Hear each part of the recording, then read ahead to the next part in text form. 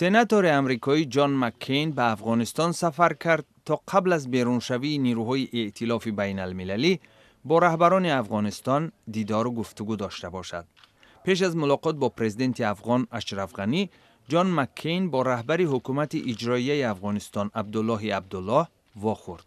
عبدالله میگوید او امید دارد که بعد 31 دکبر هم، یعنی بعد خروج نیروهای ائتلاف نیز، ایالات متحده آمریکا پشتیبانی جدی از نیروهای امنیتی افغانستان را ادامه می‌دهد. در شهر پیشاور پاکستان نصرانی‌ها عید میلاد مسیح را جشن گرفتند.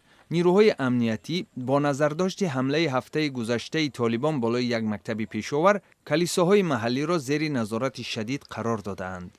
در گذشته افراطگراها بالای جماعه نصرانی‌های پیشاور حمله‌ها پیاده کردند. ماه سپتامبر سال 2013 بر اثر یک حمله مرگ طلبانه 80 پیرو دین نصرانی در یکی از کلیساهای پیشاور کشته شدند.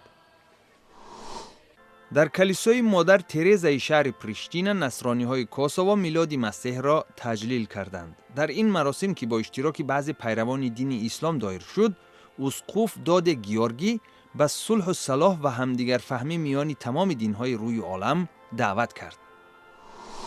در شهر قزان جمهوری تاتارستان روسیه تخمیناً 300 نفر در عید میلاد مسیح شرکت ورزیدند. کلیسای کاتولیکی این شهر سال 2008 بنیاد شده است.